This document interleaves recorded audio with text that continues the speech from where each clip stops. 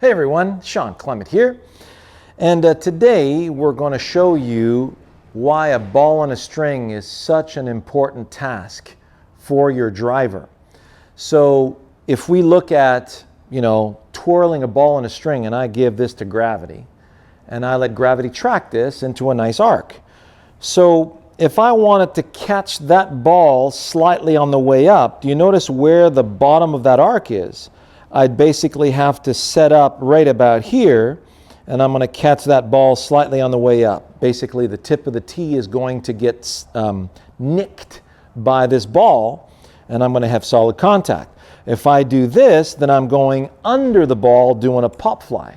And if I do that, obviously I'm hitting it on the way down, which is not what I want with the driver. So I want to catch it slightly on the way up naturally without even trying. So basically, I need the center of the arc to be right about here. That's number one. Now notice this is a very short string, so it's going to have a tendency to swing much more vertically the shorter it gets. Now the driver is a much longer club. So the distance between you and the ball is going to significantly change. So if I have a wedge, that wedge is going to swing much more vertically, but this is the driver. Now that can't swing vertically because I'm going to need a heck of a longer stool or a step ladder. Otherwise, I'm going to have to swing that a lot more diagonally. So I'm going to give this to gravity, and I'm going to use this to give my swing some shape. Then I'm going to take this, I'm going to send it out towards my target. So once I got this going, then I'm going to give it the right tilt. Notice how it's swinging now a little bit more low to high. And that's what's going to give me the ability to catch the ball on the way up. That's giving me on the way down, across, and to the left. So pop flies, low slices, pulls to the left, that's not what we want. So we're looking for more of this. Now it feels like I can deliver in that direction. Oh, might have some technical problems. Now, okay. Nope, that's good. Just a battery popping out of the mouse. Haha, we're good. Now, so what I'm going to do is I'm going to put this, my ball and a string, and I'm going to give it to gravity. And I'm going to see where gravity is putting this arc. So if I tilt forwards, now I'm bashing that tee on the way down, taking divots. I want to catch the tip of the tee as I'm going back up. So if I overdo that, I feel completely off balance. I see many of you overdoing this tilt and throwing the body off balance. You want to be solid through the hips, knees, and ankles. And then, see how I'm just turning from the bottom up. There's going to be a little more weight on that front leg. That sets my tilt, and now I can catch the tip of the tee on the way up and in that direction. So we established that first. So the last thing you want to do is set up to the tee and try and hit it. What you want to do is establish where the club is going to pass in relation to you. So I give it randomly to gravity.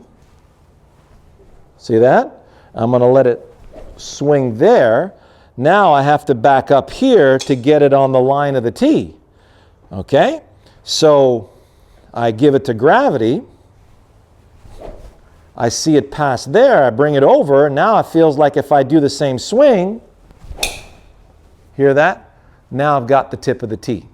So my contact is virtually guaranteed now that I've got that thing going on an arc. So if I try to hit the ball at that point, then I'm shooting myself in the foot, because going after the ball is a very different thing than letting the club track an arc and let the arc clip the tip of the tee on the way up. Completely and radically different way of thinking. Okay? So I'm going to use an intermediate point here and put that over there. And I'm going to pick my flight. I got my tree line in the back there. I'm going to go about twice the height of the trees, which gives me a nice 15-degree angle of my launch angle. And it gives me about plus 4 or 5 degrees of upward strike through the ball. Okay? So let's have a look at that. That should give me about 285 carry, about 305, 310 total. Okay? Here we go. So this feels like I got it on the way up. Got it. So now I'm using the weight of that arm club unit to track the arc. The arc is tracking through the tip of the tee over that intermediate point, twice the height of the trees.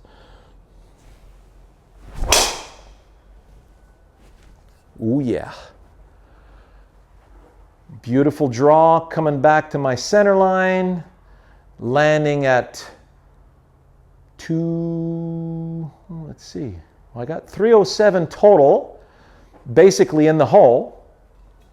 Club speed on that was 113, ball speed 160. My carry was 277. Launch angle, come on baby, come on back here. Launch angle 13.5, backspin 2172, upward of 4.4 degrees. So, and I caught that a smidge in the toe, okay? A little bit off center there. So that's probably what gave me a little bit more draw than usual, but you know, I kept it together enough to really benefit from that ball flight. So I'm extremely happy with that. I'm over 300 yards down the middle of the fairway. For a 53-year-old guy, that's pretty gosh darn good, especially since there was no effort involved. I was just letting the weight of the arm club unit track the arc through there and out there. And there was no effort involved mentally because it felt like all I had to do is become a witness to how gravity was going to track that circle, that arc, through there. So let's have another one. So I predict. There it is. Bring it in. So now that feels like if I let the weight of the arm club unit go through, it's going to catch tip of tee on the way up and in that direction about 2 tree lines up. So I'm letting gravity track the arc in that direction. Another one down the middle. A hair more draw on that one. And we're about 290 because I caught that a little bit more off the toe. Yeah, right about there, just a hair thinner, 2200 RPM, 12 degrees launch, but 5.2 upwards. So I'm staying very nicely with my target. And now I'm starting to see a little pattern because one of the things that you're going to realize is, and we're going to come back to this, is the parallax of vision with the driver is very different than that of the wedge. So if I take my wedge here, I got my lob wedge, and if I swing back and through without stopping, my arm club unit's going to pass through here. You see where that club is in relation to my eyes. The driver is over here. Now, I take my vision, bring it over there, and I start looking that way. Things are changing in a major way.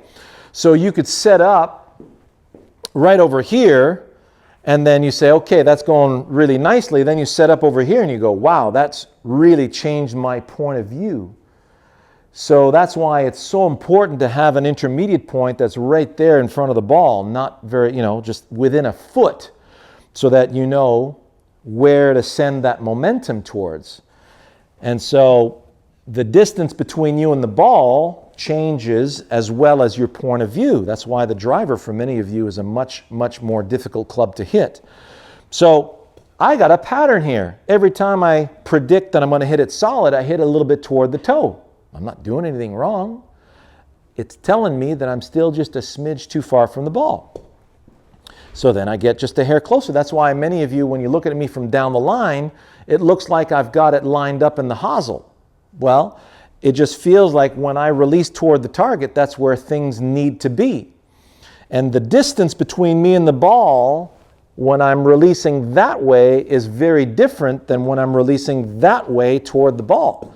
You want full extension to be out here, not out there toward the golf ball. That's going to change things in a radical way. That's why many of you who shank the ball are going after the ball instead of going to the target. That's going to put you at a disadvantage as far as the distance between you and the ball is concerned. So you're getting ready to go for the target, but then something happens down here and you say, wow, this feels out of whack, out of position. I don't know if my ball position's correct or my distance to ball is correct. And that forces you to release at the ball. Completely different now. Right over the intermediate point. And now I'm going over the intermediate point. If I do, it feels like I got the tip of the tee on the way up. I've got my 2 tree lines. So now I'm just looking for the weight of that arm club unit to perform the task. And that's what's going to give me my kinetic chain. So I gather the weight and release the weight of that sword in that direction, 2 tree lines up. Oh yeah.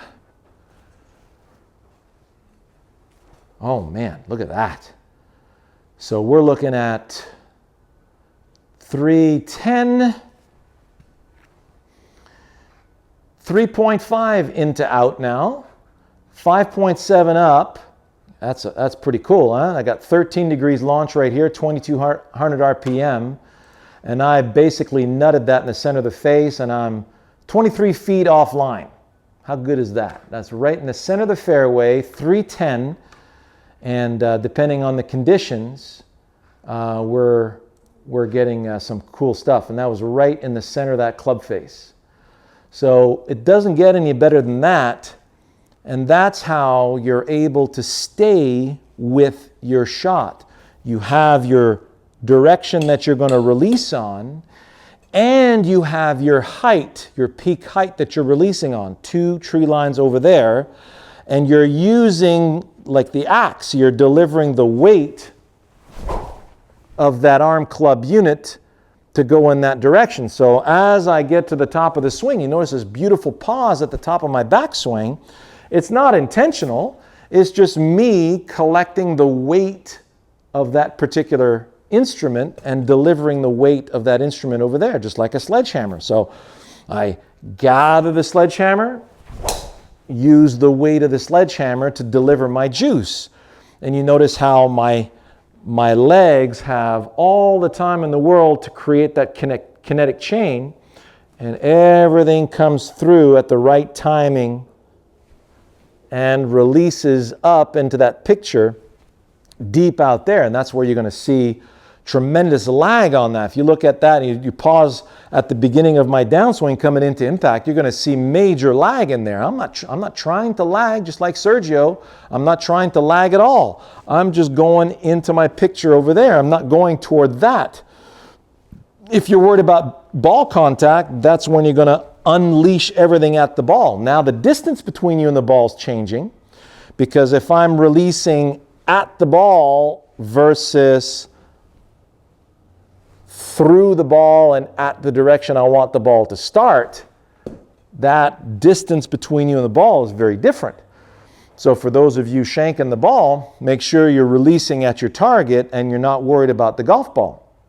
So it's very important that you make your predictions and you feel that everything's in order here if you release out there. And that's what allows you to stay with the picture and perform at your best. So I hope you enjoyed that. We'll see you next week.